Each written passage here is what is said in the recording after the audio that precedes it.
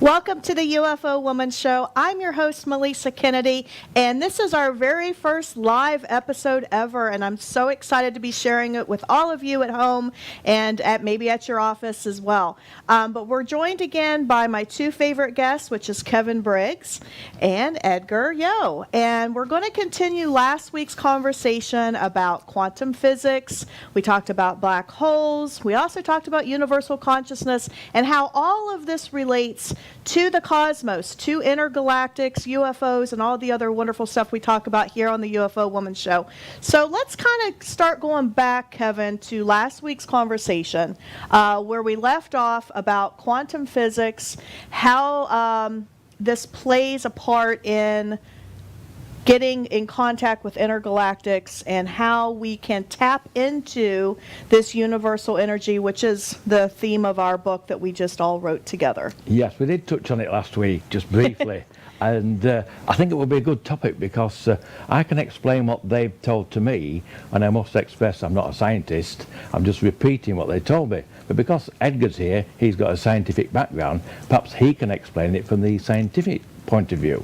So if I just give you a couple of the downloads that they gave me, and just for the viewers, the downloads are an instant information that you just receive into your brain at one second or whatever.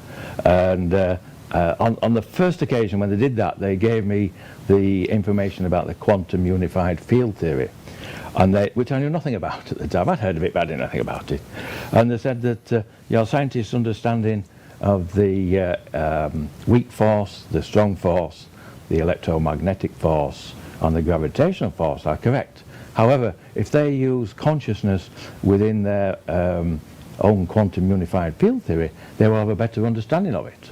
And then they went on to say that on a different download, and on that particular download, I usually ask for confirmation, and I asked them to show me a craft, and then I think we mentioned last week that eventually 7 craft appeared, my wife witnessed it, and they flew off quietly and disappeared sequentially as they had appeared. And then on the next download, it was more about the theory of everything, still quantum mechanics, but they said that your scientists' understanding of again, the theory of everything was correct. However, there was a measurement problem within the calculations.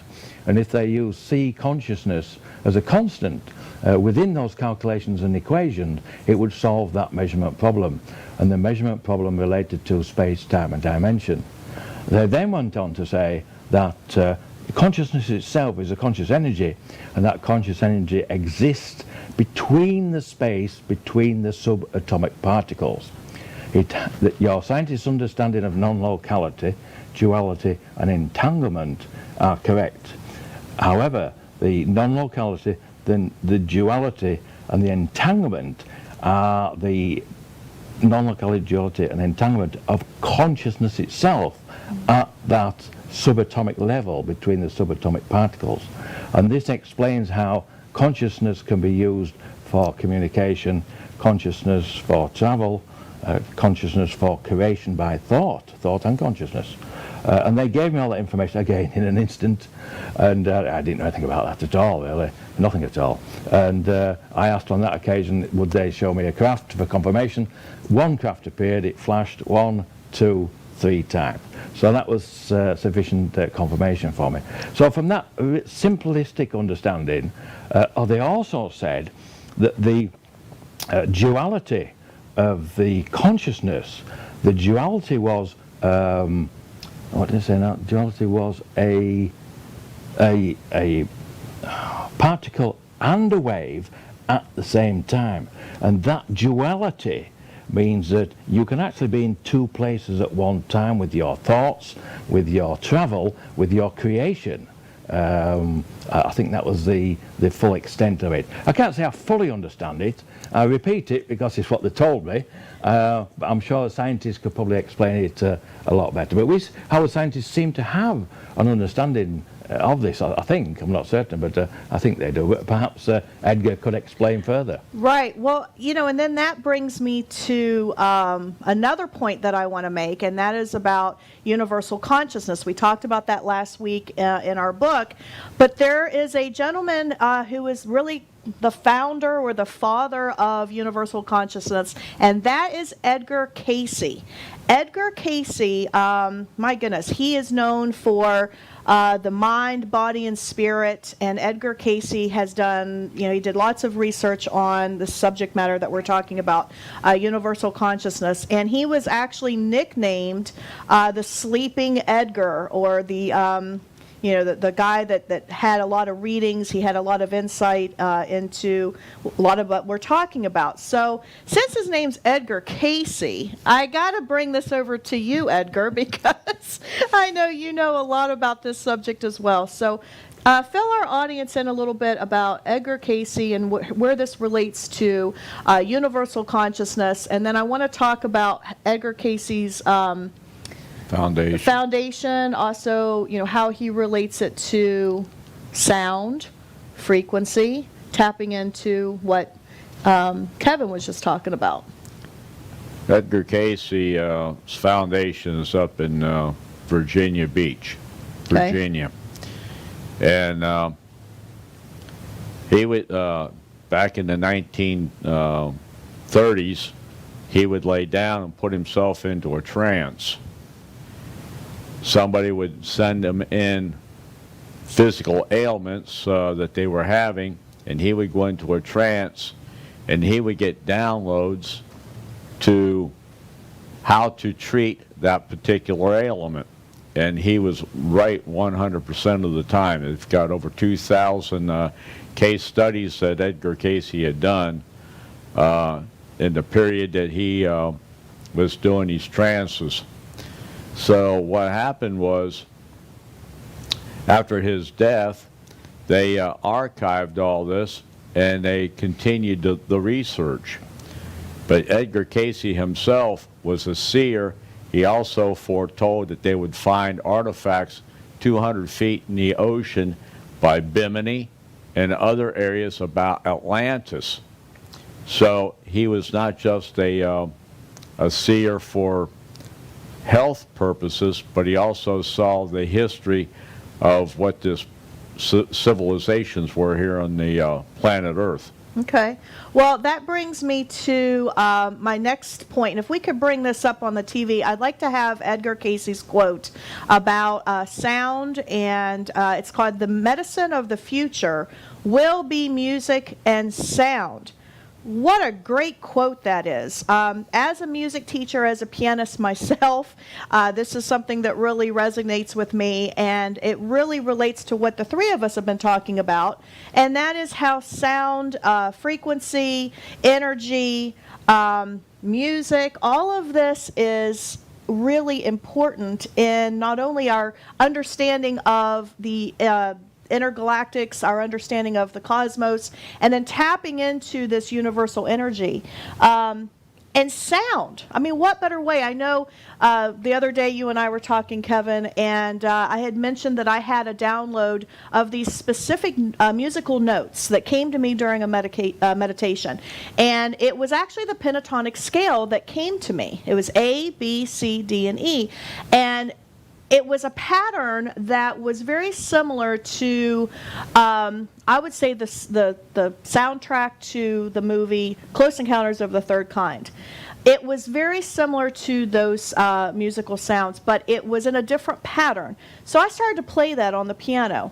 And lo and behold, you tell me that you and your wife, Sandy, had very similar sound download on the same day. It wasn't actually me, it was my wife. It was more your wife, okay. But my wife is now being contacted more and more. I think on one of our previous programs you showed the photograph of the rainbow. Yes. When I was speaking to the pilot, Tia, right. I was in the house actually communicating with him, and he just deviated from his flight path to come and see where I lived.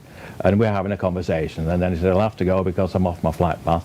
It was a small craft, dish shape, with 4 or 5 greys in it. Mm-hmm. Nothing unusual for me for communicating with that, using again conscious energy. Right. telepathic communication, which is just energy anyway. And then, but then when I went out into the pool area with my wife, she was drinking a cup of tea. I took a cup of coffee with me. I sat down and she said, "Oh, a rainbow appeared this morning." I said, "Oh, did you get photographed?" She says, "Yes." I took my iPad out. But then she said, "You won't believe what happened next." I said, "No, what happened next?" She said, "Oh, a craft appeared under the rainbow." And I said, "Did you get a photograph?" She said, "Yes, I did." And so I had a look at the photograph. Then I looked at the time on the photograph, and it was 8:30. That was the time when I was speaking to Tia. So what happened with that occasion? It was confirmation for me in relation to the more confirmation for correct telepathic communication. Without that confirmation, it's very difficult to understand. So I've always asked for confirmation throughout my life in relation to that. And once you achieve that level of understanding and you have that confidence in it, but I still ask for confirmation. If I was to get some information now, I would ask for some confirmation.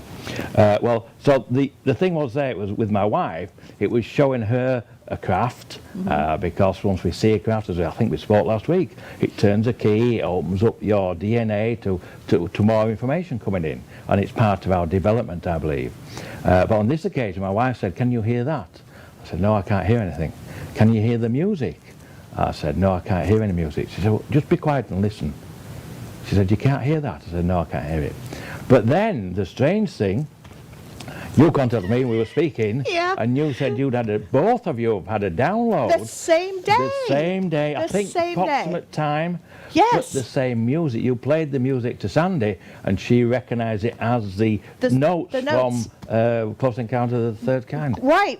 And so the three of us, when we had dinner the other day, we were talking about how the sound or music, vibration, how much knowledge and how much we can actually use this to expand our consciousness and even to heal our bodies of certain ailments. And that even brings in another whole topic, which we could go on and on and on, I think. But that brings another whole topic about, Reiki, about energy healing, about using these modalities for expanding ourselves into communicating with intergalactics. Even the planets have their own sound, and there's a really good person that I think would be a good time to bring him up, Kepler. Kepler had Kepler had the sound of all of the different planets, Saturn, Jupiter, Mars, and he figured out what the sound frequency of those planets are. In fact, if you want to look up Earth is actually a C sharp, which is really neat. Someone like myself who is a pianist and a piano teacher, C sharp is the sound frequency for Earth. Well, that's so cool, because now we're putting musical notes, sound frequency, to these planets. And Edgar, I'm going to throw it over to you again, because I know you completely understand what we're talking about here as well. How do you think this all is interrelated? I mean, how all these topics are interrelated and all around frequency? Well, back in 2015, when I had my UFO experience on the 4th of June, I asked them specifically, is frequency all there is to the universe? And they said, yes. Everything vibrates. It doesn't matter what it is. And Johannes Kepler tapped into that with the musical notes of the pentatonic scale, but so did Planck and Einstein. They were both classical musicians, right.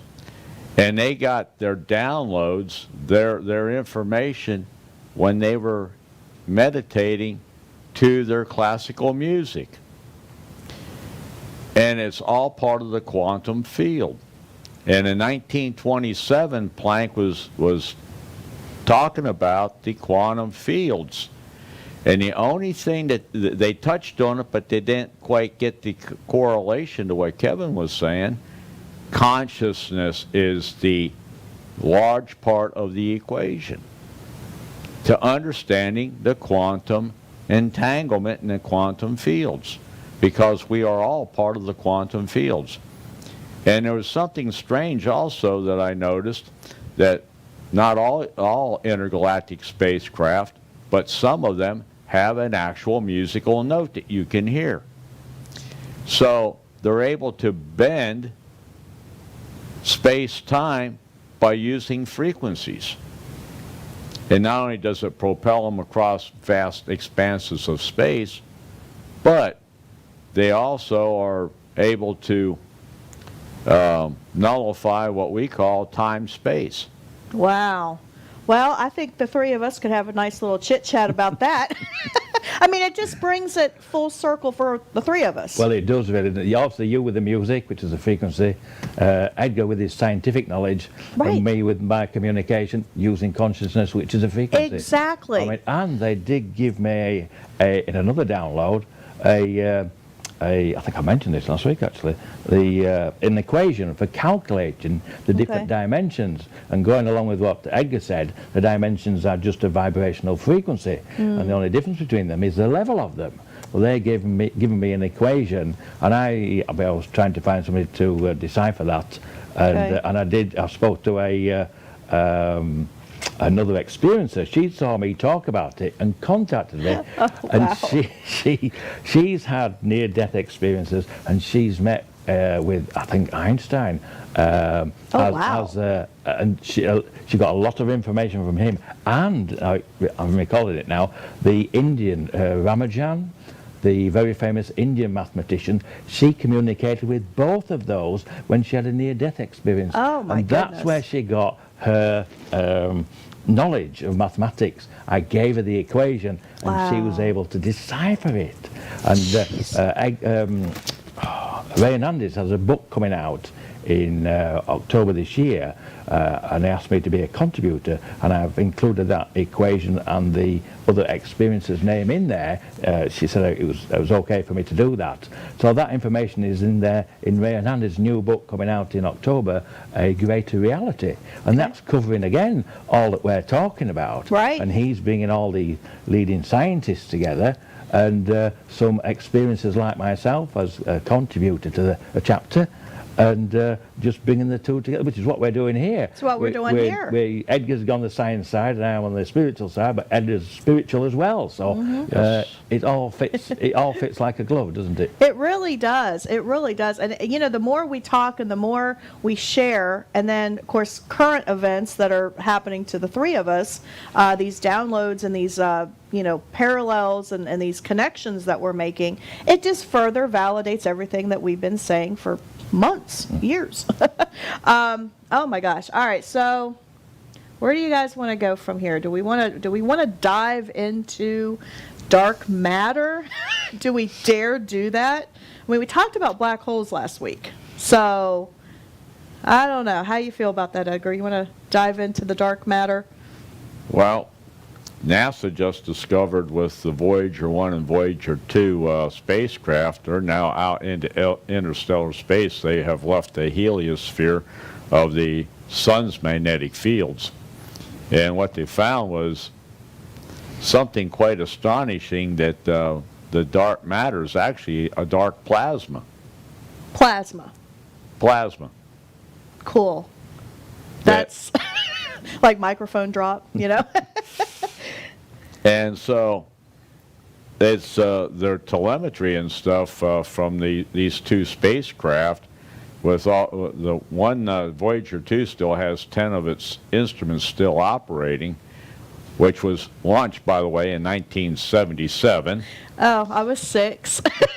So now we're looking at a spacecraft that was launched before many of y'all were born. Yeah. And we're now getting information back, finally, about theories are now becoming theorems from the scientists back in 1920s. Planck and Einstein and some of those people, Kepler, are all being validated. Oh, I love that. And it, just the whole idea of having, Kepler with his theories on the planetary sounds and things like that. Edgar Casey with his quote that we showed earlier about being sound and music being healers. Oh my gosh. I mean, if we could just figure out, and I don't understand why we haven't figured this out yet, or maybe they have and they're just not sharing it with us. I'm not really sure. But I know the three of us are tapping into this knowledge. And it would be really nice to be able to bring all of this full circle, share it with the public, and figure out how we can not only heal ourselves, heal the planet, and then actually make contact with the intergalactics like you do all the time, Kevin. You're always telling us your stories and sharing. It's just part of who I am. I know. I love it. It's and we've touched briefly on healing. I have a higher conscious being. She doesn't have a physical, and she's a great healer. And she likes to be. Her name is Shiva, not to be mistaken with the Buddhist god Shiva. She spells her name differently, Sheeva. But interesting enough, although she doesn't have a physical, she oversees the Council of Eight. Oh, she oversees the Council of Eight. And let's bring our audience back just for a second, in case they've missed a few episodes, which I hope you haven't. But the Council of Eight is a council of intergalactics, correct? That's correct, yes. Okay, and you have had active communications with them? From the age of 8. From the age of 8. So I just want to make that clear. When 2 of the Council of 8, Ort and D, materialized in my bathroom while I was having a bath. Okay. So I just wanted, in case somebody didn't know that. That was the beginning of my contact, and I've had contact with them all my life, and I'm now 66, and the contact continues to this day. So it's just a part of who I am, really. But she was a great healer. And I know you mentioned we all have our own healing ability. We all have the ability. It's just we've never been taught what to do. Exactly. I'm able to pick up on vibrations in my hands. They're like antennas. And if, say, I've strained my knee, and sometimes I pull the tendons or whatever, and I can put my hand over it, and I can feel the heat where it is, and then just keep moving it about. Well, that's a little bit like Reiki. Is it really? Okay. Yes. Reiki. So if I get, and nobody knows about this because I don't talk about it, but if I get, if I get an injury, I'll feel it, and I'll keep working it until the heat dissipates. Okay. And then it heals. Sometimes it might take 2 or 3 treatments and things. Well, that's Reiki. You're basically really? doing Okay. Reiki on yourself, and that's something that Edgar and I do all the time is Reiki. Is it really? And that's a form of energy healing. Therapeutic touch is another form. Right. Okay. And so what you're doing is you're taking the energy from your hands and you're applying it to the areas that need help. That does explain it, actually, because what I feel is the energy from the knee is distorted. Yes. Right. Is that? I mean, I don't know anything about Reiki. I'm learning something new today myself. We're learning it live on TV. Okay. You are balancing your energy fields wherever the injury occurs. Right. Okay. Now I've got a lot of friends that do this Reiki, and they always talk about it, but because I don't know anything about it at all. So you're saying Shiva, this intergalactic, she is a light healer? Is that what she is? I suppose so. Which dimension is she Ninth from? dimension, she tells me. Ninth dimension? Ninth dimension, yeah. That's why she has no body. Oh, right. Okay. Then. Oh, that's why she doesn't have a body. Right. Oh, wow. Okay, we need to dive into that That's just a second. pure consciousness. That's Pure consciousness, correct, yes. Pure consciousness? Yes. So when you're at the 9th dimension, if you're an intergalactic and you're in the 9th dimension, or an ET, whatever word you want to use, alien, whatever, 9th dimension means that you are so high in your frequency that you now no longer have a physical body. That's correct. Wow. That's correct. She tells me she's as close to source energy as you can get. Oh, my goodness. But she's not source energy. Would she almost look like an orb? Or well, not even that? When I see her, the first time I met her, which was a few years ago, she introduced herself to me. Again, I was meditating. I don't very often realize I am meditating, but I'm relaxed. I open my mind and let things come in. I meditate all the time, I suppose, really. And I think I realized that the other day. I used to do that when I was a child, but it was just natural. It was just part of going inwards to see who you were, really, yeah. I think. Well, and, maybe we all should do a little more of that. Well, perhaps so. But she just shows, if I close my eyes now and say I have to speak to her and see her, what I'll see in the right-hand side will be conscious energy. It will come into my vision, and it will be fluid, and it'll move about, and then it'll be orangey yellow in colour. I was going to ask you if you have a color to it. Yeah, orangey yellow in colour. That denotes the energy, and then she'll speak telepathically to me, and I can speak back. And I can do that with all the Council of Eight, that if very often they'll come and speak to me, and they'll stand in a semicircle, and then one will move forward, and this fluid energy just moves about, they'll communicate with me, and then they'll go back, and then the next one will move forward, and the same again. But that's just pure conscious energy. We both tap it into. I'm able to tap into it, and they're able to tap into it too. So I haven't actually seen her. I've seen the others because they've got physical. Because they're lower in the dimensional. But they're still able to raise their own vibrational frequency to that level where we can communicate using consciousness. So, Well, you mentioned the colors, orange, yellow. Well, in Reiki, we're trained that gold and white light is the healing light. So it kind of makes sense that you're seeing yellow. Maybe it's even goldish color. Yeah, yellowy, goldish, orangeish. Yes. Okay. Isn't that interesting, Edgar? Because that's one of the things that we're taught it's in Reiki. interesting that the actual energy that I see is fluid. Right. It moves, Yeah. and it's just fascinating. But I know with Shiva, if I have an ailment, or say I get a pain somewhere, and I don't know what it is. I mean, I'm perfectly healthy, and I'm 66. Yeah. But I do get ailments from time to time. Knock on wood, right? Knock on wood. I do get ailments from time to time, but I try to heal them myself, and I generally do. But if I can't, then I'll ask Shiva for help, and she will help me. I know on one occasion I had 2 big growths on my elbow here, and one here, big black, about the size of a fingernail, each one, and this one. And they were like big... these melanomas we get, I think. Oh, okay, melanomas, I did some research on them. They just look like these melanoma things. I didn't bother with them. But then, on one occasion, they started to move in relation to their consistency. Oh. So I thought, I really need to get rid of these. I don't know what they are. I thought I may have to go to the doctor. So I tried my own healing, put my hand over there and feeling the energy, and I could feel there was something wrong. It was there. It was probably low in energy. And then here on this wrist here like that. And I did that for 3 or 4 days, and I had no success whatsoever. So I went to bed that evening, and I said to Shiva, Shiva, look, I've got these 2 growths here. I've got that one, and this one here on my wrist. Can you heal them for me? Because if you don't heal them tonight, I'm going to have to go to the doctors and have them removed surgically because they're now changing in their consistency, and I think they need to be looked at. So I went to bed. I woke up in the morning, and they'd gone. They're gone? Totally gone. On the wrist, there were no marks here at all, just totally disappeared. Wow. The one here had a very small red mark on the outskirts of it. Okay. And that disappeared in the day. Oh my goodness. And then there's no scar, there's nothing. No, you don't have any scars or anything. I should have taken photographs of them before. Yes, you should have. But Next time. Take some photographs so we have some evidence. I wasn't wanting to evidence it. It's just me looking after my body, asking help from the higher conscious beings. Well, that doesn't surprise me at all, does it you, Edgar? Because we know firsthand how Reiki and energy healing really does work. It really does. It's just like doing a glass walk and a fire walk barefooted. And you know a thing or two about that, I think. You have to raise your vibrational levels to match the energies that what you are walking across.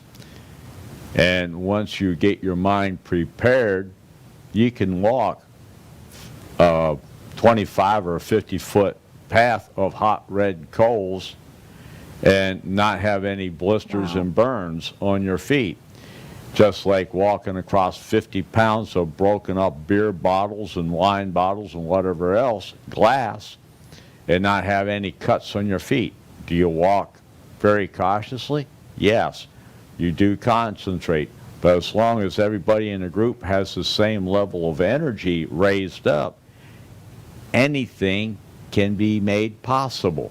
And that's kind of going back to what we discussed last week, and that was we raise our energy, we raise our vibrational levels, and we can walk through walls. That's correct. Just like the intergalactics and the interdimensionals do.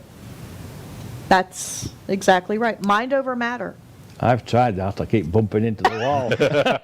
I actually tried it once. I kind of did the same thing. I'm like, oh, okay, this isn't working. I'm not able to walk through walls or anything else. In a full trance, you'd be able to.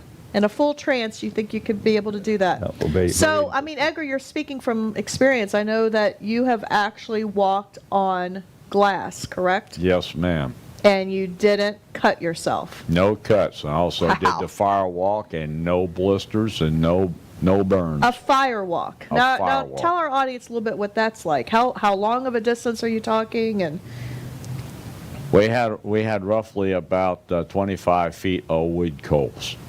We started the wood and got it burning.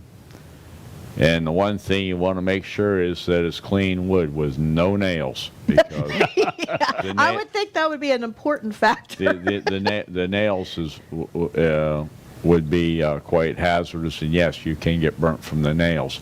But the wood coals themselves will not burn you if you are in the proper mental attitude. Everything's mental attitude. So did you have to meditate before you did that? We went through meditation. We went through Okay.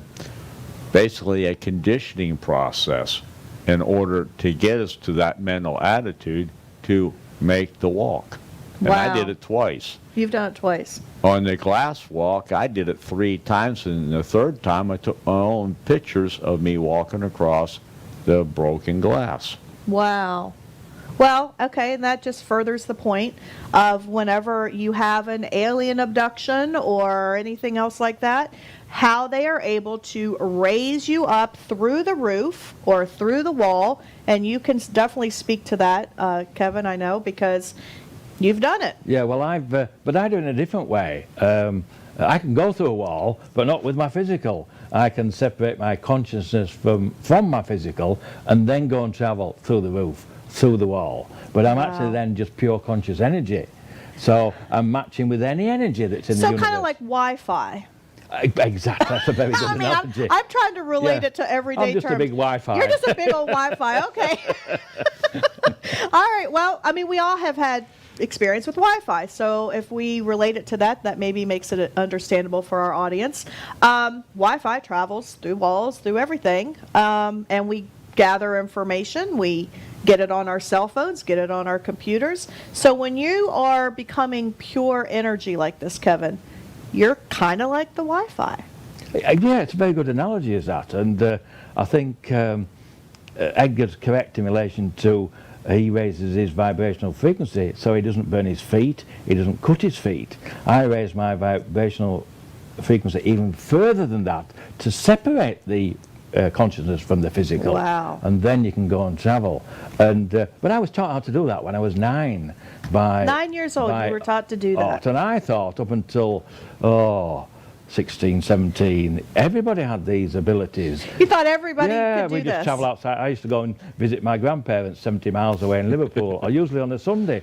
I'd just separate my consciousness, go over there. I would sit in the master bedroom there. They had a dressing room, sitting there, and I'd look down, see through the floor, and it was opaque. And my grandmother was usually in the kitchen, my grandfather usually watching TV or reading. But that was just my pure conscious energy, just travelling over there and using it. So And that's called remote viewing. people call it remote viewing. I think there's different levels of it, actually.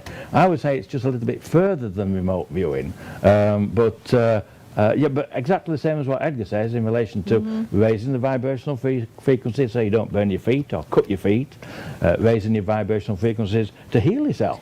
Well, and we know that remote viewing isn't just some pseudoscience. They actually have government programs that use remote viewers to spy on other countries. This is real. This isn't just something that we're making up. This is real. It's just learning how to do it. That's the trick. I have a friend who's a world leader in remote viewing, and she did Oh. work for the government. And she says anybody can learn to remote view, and it doesn't take very long to learn. Is there a website or something that they could go to? No, she's very private. Oh, in she's relation private, to, yeah, okay. because of that. All right, But, well, but it is very fascinating. I mean, there are some books out there. There's some information out there if somebody wanted to look it up. Certainly, our book, Tap into Universal Energy, which is available through my company, BMK Publishing, that really does give you a nice introduction into what we're talking about as far as raising our vibration, raising our energy, getting to the point where we can do these things, such as healing ourselves through our own energy. This isn't anything special that the three of us can do that nobody else can do. Everybody has the ability to do this. It's just getting the knowledge and understanding what it is we're talking about, and that's kind of the point of why we're all here. And you've been doing it your whole life, Kevin, so it's normal for you. Yes, for the rest yes. of us, it's not as normal. I remember when I got to about 16 or 17, and I thought, nobody talks about this. So I asked my friends, a circle of friends and family, but I did it in a third party. Oh, okay. I have a friend. Exactly. I have a friend that he travels outside of his body and goes and visits his relatives and things. Are you able to do that? No. And I couldn't find anybody at all. No, but none of your friends. And then they said, oh, your friend must be exaggerating. And Right. well, I just continued. I never asked anybody after that. And I thought, well, I have the ability. I'll just continue to use it, and which I did, and I still do today. And that's kind of the unfortunate thing, I think, as a whole in this community, that a lot of us are afraid to talk about our experiences, thoughts. You were kind of tiptoeing with your friends and trying to see if any of them had experienced anything like that, and obviously they hadn't. So you learned to kind of stay quiet about it until in recent years you've come out, thankfully, so the rest of us can learn from your experiences. But again, I only came out to speak about it because one evening I got up to go to the bathroom, and then, cut a long story short, Orton D materialised at the bottom of the bed and asked me to write about my lifelong interaction They asked with them you to write about it. and talk about it. And they you never did. asked me anything all my life. And they showed me many wondrous things. And it's enhanced my happiness. We still have ups and downs in life down here in the physical. But I've been so happy.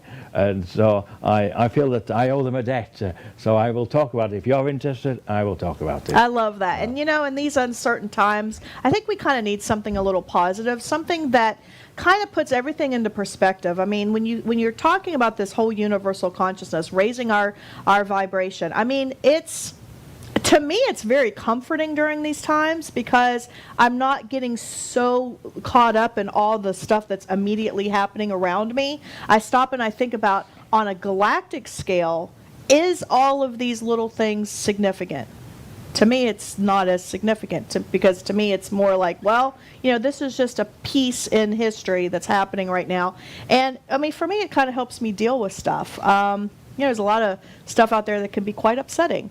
And right now, I think if you start to look at how we can raise our vibrations and kind of raise above what's happening and get ourselves in a positive mindset, kind of a Zen-like attitude, right, Edgar? I mean, just kind of, meditate. I mean, talk about, Reiki, talk about all of the subject matters that we're talking about, and getting yourself on a personal journey, which is something that Kevin's talked about, something you've talked about, something I've talked about. And it for me, I'm calling it kind of my good vibes journey. I mean, I am really on an active mission right now to raise my own vibrational levels so that I'm not sick, I have a good mindset, my intellect is expanding exponentially, and these things that we're talking about is stuff that any of you can do. Anyone out there watching right now, all of you can do this. This isn't just something special to the three of us. It's something we can all do. So I gotta go to the dark side here for a second, Edgar. I have to. I'm on the good side, but just for a minute, I gotta go to the dark side, and we have to talk about, yes, dark matter. What do you want to contribute some more about the dark matter and the black holes that we talked about last week? Because we were talking about energy, and there are some other sides of energy that we can talk about and how it relates. Well, dark matter is actually the remnants of plasma from stars exploding and other intergalactic fields. It's electromagnetic. It has minimal photons and electrons, but space is not a 100% total vacuum. It's just that the molecules are spread out much wider and further. And it's much like our quantum entanglement. It's what we see and what we perceive from our innermost self of being, our conscious. And we're all conscious beings. The universe is a conscious being. Everything has consciousness. It's just at different levels. Wow. So, okay. So let's talk about plasma for a minute. Is that something that the scientific world could use for good? They And could use it for good, and they could energy? use it for the other side of things. Yeah, that's what I was thinking too. A lightning bolt is a bolt of plasma. See, that's just mind-boggling to me. Lightning bolt is just plasma. It's plasma. Wow. If anybody's ever been around manufacturing and has seen a plasma cutter or a plasma burner, you are igniting, when you ignite the plasma stream into this like steel material, you are actually looking at the temperature of the sun. Wow. So do you think that aliens are using this technology for their craft? They're using plasma energy. They're using a number of different modalities. Okay. So then that probably plays into what you know, Kevin, and that is that crafts are conscious, and you've even manifested I have it. had that experience of, again, traveling outside of my body, and again, confirmation, because they asked me to come onto the craft. I went through the craft's skin, and at that point I realized it was conscious. And then inside, I think we mentioned this last week, the orbs were there, Orton D, and I asked them how did they see me, and they said that they saw me as pure conscious energy, this orangey, golden colour. So there was 3 of us travelling, we were actually on the astral plane, travelling in this conscious craft as pure conscious energy orbs. Well, they've taught me how to do that. They haven't sat me down in a classroom. But if I can do that, and I'm human, I was born here, I've just been taught how to do it. So we can all learn that, I'm sure. So, okay, so if I wanted to make my own UFO craft to travel, how would I go about that, Kevin? What would I do? Well, I did go to that next stage of that. One day when I was actually communicating with Orton D in one of their crafts, travelling on the astral plane, just for entertainment's sake, and then they come alongside. And they said to me, Kevin, why don't you travel further? I said, well, it's all right for you. You've got D with you. You've got a conscious craft. You can go anywhere you want. I'm just travelling on my own, just as pure conscious energy. They said, well, why don't you build your own craft? And I said, well, how would I do that? They said, using thought energy and conscious energy. You just have to think about it and create it. Part of using consciousness again, that's where creation comes in. I said, all right then, I'll try it. Because they don't sit me down in a classroom and tell me to do things. They'll like give me a project, and the project was They'll challenge you to something. They'll challenge. So I went to bed that night, and I relaxed. I opened my mind. I gave a thought about what I wanted to do, and I did create a craft using thought. And I was in this craft, and it had a small window, and I was actually travelling through the universe. And as I was travelling, I could see these, what I thought were stars going past me. And then I realised there were galaxies. Oh, my goodness. Then I realised, I didn't know where I was going or what I was doing. Galaxies? Galaxies going past. Wow. Like that. So then I realised, then became fearful. I don't know what I'm doing. I don't know where I am. Yeah, that's what I would think. I'm like, where's the road map? Is this thing got GPS? I'd better come out of this. So I came out of it. And then the following night, I thought, I'll reassess this. I thought, well, it does work. But what I need a bigger craft. I need a better craft. I need a thought interface navigation system. Yes. And I need a planned route of where I'm going to go. Oh, you have to have a map. So I thought about a planned interface navigation system. I thought, I'll design one of those within this thought process. I'll build a bigger craft with a bigger window so I can see more. A Cadillac. A Cadillac of thought, conscious, energy spacecraft. Right. So I'm able to do that, and I'd planned to go to, I looked at some star charts and things, it's all on the internet, you can find anything out, and I thought I'll go to Andromeda, because that's where Orton D come from. So I set off, I was very successful, I got to Andromeda, I flew to a planet, a blue planet, I flew around the planet, it was covered in cloud, I didn't go down below the cloud base, but I thought if I went below the cloud base, would they see a UFO? I don't know, if it was inhabited. Oh, okay. Anyway, I came back, and I woke up in the morning, I thought that was absolutely cool. I can actually do it. So on another occasion, I hadn't had any contact with the Council of Eight for a couple of weeks. And I thought, well, where are they? I hope they haven't abandoned me after all these years. Yeah, exactly. So I thought, oh, That's I not know a what I'll good do. time. I'll create a craft this evening and go and look for them. So I did that. I created a craft. I went looking for them. I went all over. I went out to Andromeda. I went to other galaxies, and I couldn't find them anywhere. Absolutely my nowhere. goodness. So I came back home. I came back from my thoughts, back into my body, as it were. And as I did that, I woke up. And as I woke up, all 8 of the ETs appeared in my bedroom, just looking down on me. And that's the Council of Eight. That's the Council of Eight. Okay. And I said to them, I've been looking for you. Where have you been? They said, yes, we know. That's why we're here. But what it was, they'd ignored me for a couple of weeks to see if I would try and find them by creating my own craft. And that's how they teach. Kind of like a test. Like a test, yeah. To see if you're interested. Are you willing to do the work? Like as parents, it's what we do with our kids. We kind of test them just to see what are they going to do I have a if friend we're of not mine around. who's experienced it, and he phoned me up one day. He'd been asked to do things by his ETs, and he just hadn't done them. He said he wasn't going to do them. Well, they chastised him for not doing the work. Really? Yeah, they actually chastised him. So kind of like parents. A bit, yeah. I know. Right? I know it's way out there, but you know. It's I mean, it is and it isn't. Yeah. You know, we have to get out of the mindset that we're the only beings in the universe. Exactly, That just needs to be crumbled up, Yeah. boop, thrown Yeah. away. We're really talking about our extended intergalactic family, Yes, yes. and we all have them. And us. This is who we are. This is who we are. Yeah. Embrace it. I think it's cool. Yeah. I think it's Yeah. really neat to think that, you know, it's not just Earthlings, but it's like way beyond. Yeah. I love that story. So really, they did put you to the test, Kevin. Well, yes, they did. And I realised that. And How long ago was that? oh, not very long ago. Probably a year, maybe 18 months, possibly. okay, Yeah, so fairly recently. Yeah. Yeah, recently. That's so cool. But what was interesting, because I couldn't contact them, and I was trying, you know, and all I do is relax, meditate, open my mind, and I can, you know, as I explained, they'll come and show me their energy, Right. or they'll appear in the room and I can feel their energy, or whatever, various modalities of contact. But I haven't had any contact, and they weren't responding at all, and I felt quite lonely. I was going to say lonely, frustrated, a whole host Annoyed, of emotions annoyed. come.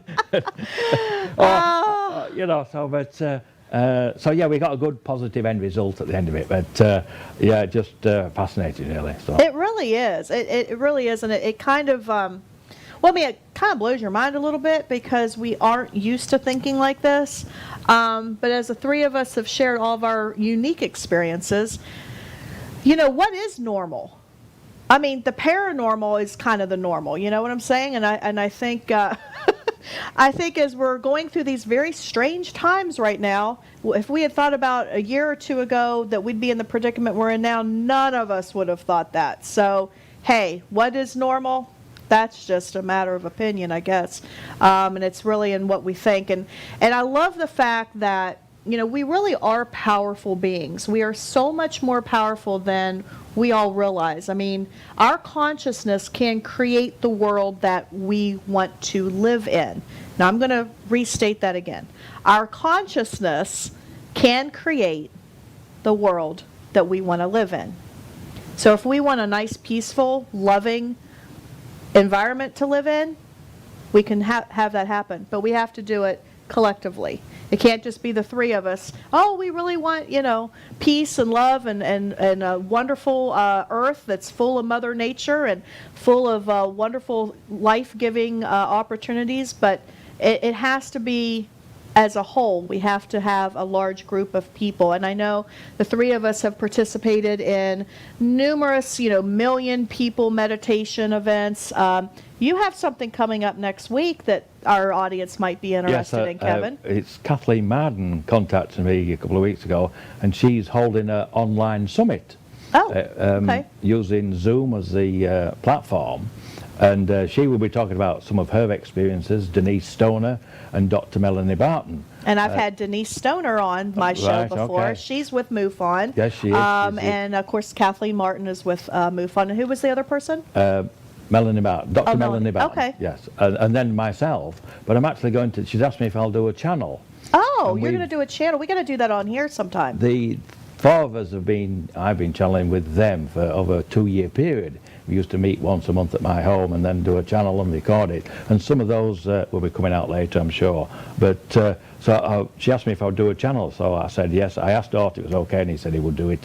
So, and that's July the 18th. Oh, It July the starts 18th. at noon. Okay. And if you go on to kathleen-marden.com, all the information is there.